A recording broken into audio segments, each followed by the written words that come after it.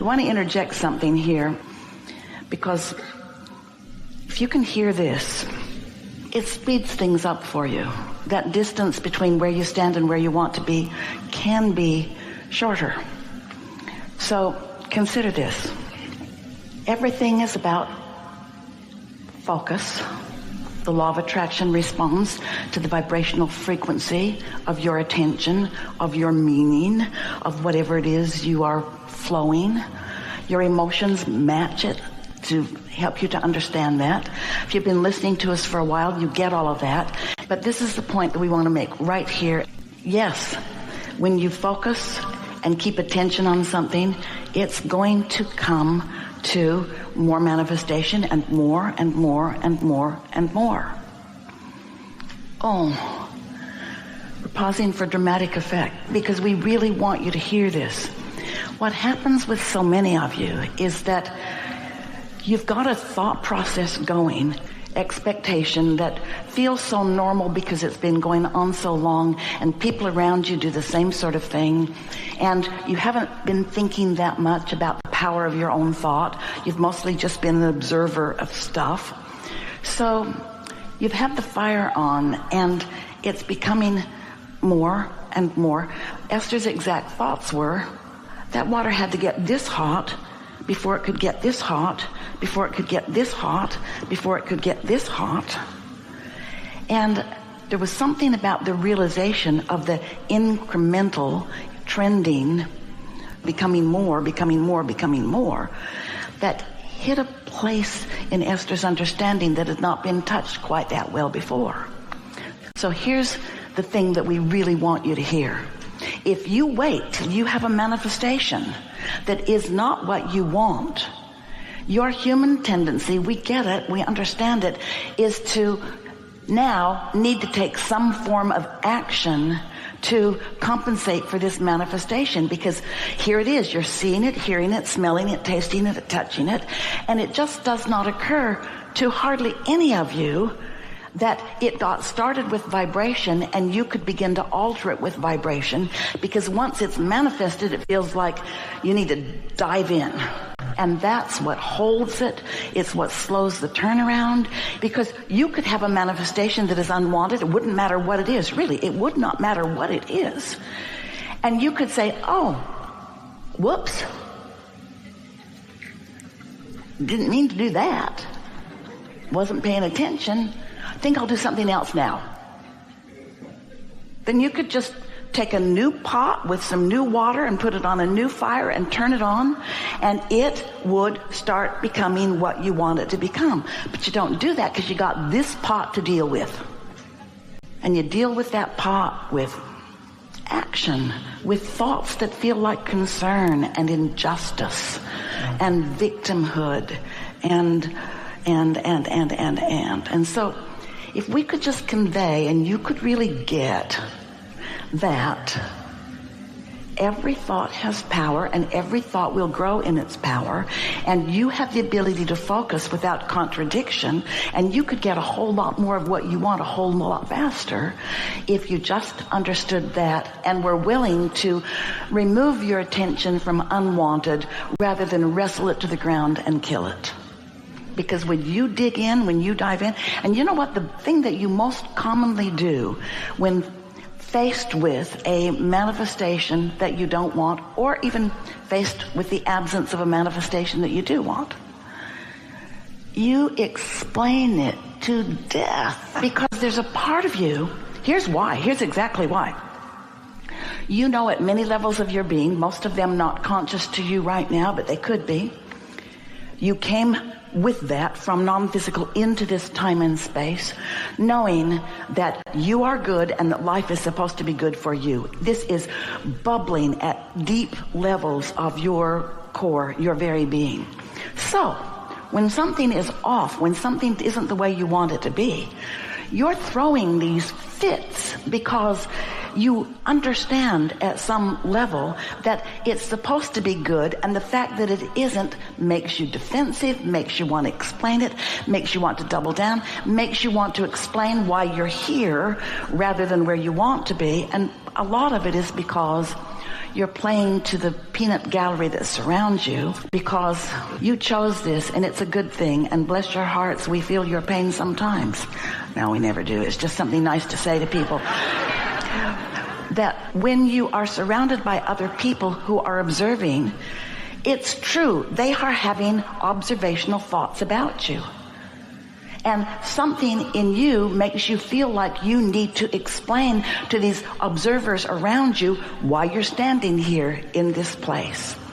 But it causes you to go on and on and on and on and on. Law of attraction will bring you whatever it is that you're offering vibrationally. There's no right or wrong. There's not one way of living that is the right way. There are endless ways of living.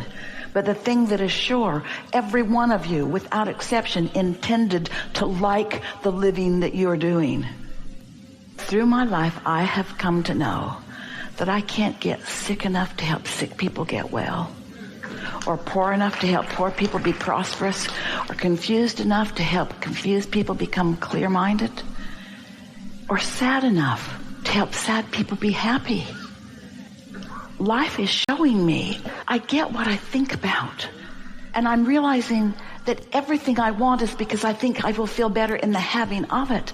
But if I keep needing something to be different before I can feel better, I'm never going to get there. I've got to feel it before I can live it. Because I have discovered if I'm not selfish enough to hold myself in alignment with that which I consider to be source energy, I have nothing to give to anyone. Yeah.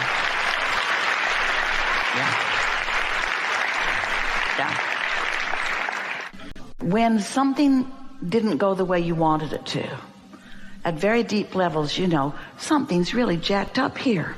I'm supposed to feel good and my life is supposed to go the way I want it to. And then you get defensive and you try to explain, well, why that happened, how that came about, who was involved in it, what happened, what went wrong. And we say, we love you so much, but blah, blah, blah, blah, blah, because none of that is taking control of the way you feel. That's just giving a historical documentation of what is, and there's a whole lot going on. It's just stupid to be sad. There's just no reason for it. It's like giving up everything that you want by choosing a subject to feel sad about. And you know what feeling sad is? Feeling sad is you looking at it different than your inner being. You see, when you're in sync with your inner being, you are fully funded with energy and clarity and vitality and all the things that you consider to be life-giving. And when you're not in sync, you feel a withering. And so the not in syncness is thinking contradictory to what your inner being thinks. So 100% of the time that you are feeling negative emotion, no matter how justified you've practiced yourself to be, or how justified your society has helped you practice yourself to be, when you feel negative emotion, it means for sure you are looking at this differently than your inner being is looking at it. Because if you were looking at it like your inner being is looking at it, you'd feel joyous in the moment. So let's choose some doors. We've been teasing about these doors all day today. So let's start there. My mother lives down the street from me, and she's 10 years into advanced Alzheimer's.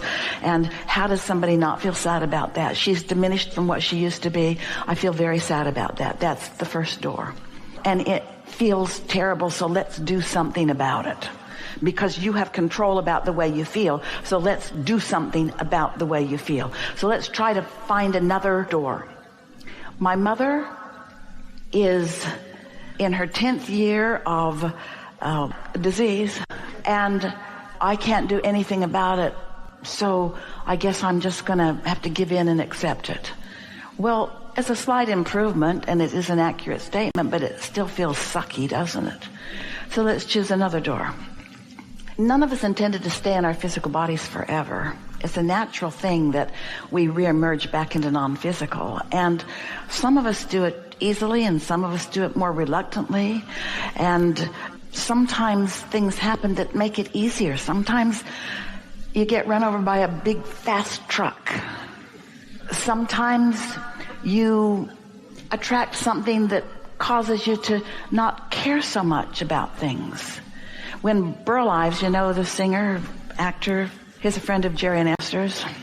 When he made his transition, they'd been there visiting. Esther could feel that it was unfolding and felt it in the moment that it happened. And it was euphoria beyond anything Esther had ever experienced before. She felt release, relief, happiness, big time.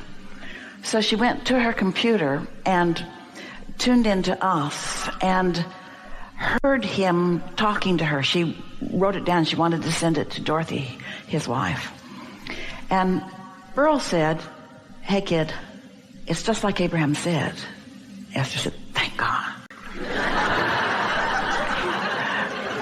He said, "You caught me fast, didn't you?" Esther said, "Yeah, I've been tuned to you." The most interesting thing is that things that bothered me deeply just moments ago are not bothering me at all. In the death experience, there is a release of resistance. Some people have to find another way to release resistance before they can even allow the death experience, especially people that feel responsible, people who have been very action-oriented, who have been wrestling things to the ground and keeping things in order. It's hard for them to let go and reemerge into the fullness of who they are sometimes. And that's what those kinds of things are about.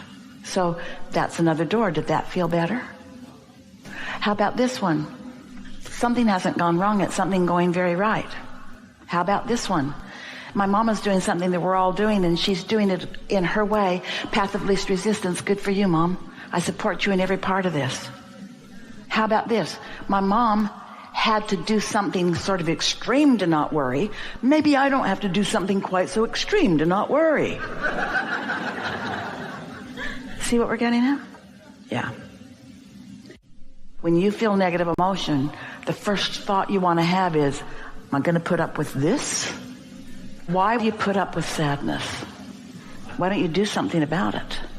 Why do you keep the pot boiling? Why do you keep the fire on under that sadness? After Jerry made his transition, Esther felt sad for a long time. She had dinner one night with a friend whose wife had made her transition, and they were talking for a long time with each other over this meal.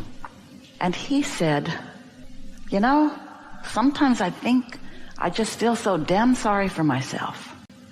And Esther thought, "Oh, crap. That's exactly what it is. I'm just choosing to feel sorry for myself. I'm comparing what was to what is. I'm comparing what I wanted to what is. It's just misuse of your ability to focus. That's all sadness is. It's just sloppy thinking. It's not assigned to you. It's not necessary. It's just something you're putting up with unnecessarily. We don't want you to put a happy face sticker over the gas gauge on your car because it's troubling to see you have no gas. It's good to know where you're at. So we're not encouraging you to not be aware of your feelings. We're just asking you to be aware of them and know for sure you can improve them, and to let that be the thing that matters to you more than all other things put together, because that is what tending to your point of attraction is. You got a vortex full of wonderful things, and if you're not tending to the way you feel, then you have no control over your relationship with any of those things.